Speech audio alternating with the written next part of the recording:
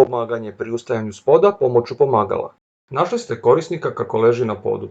Nije ozlijeđen, ali ne može samostalno ustati s poda. Pronaći ćete jastuk koji će korisniku pružiti udobnost, te ćete ga uvjeriti da ćete mu pomoći.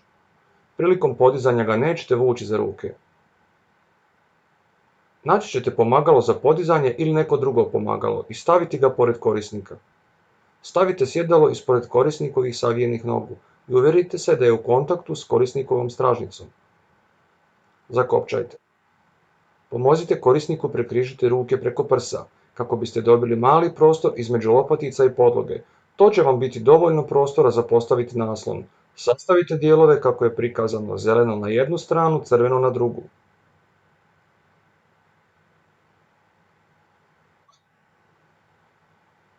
Zamolite korisnika da prekriži ruke na prsima i skupi stopala.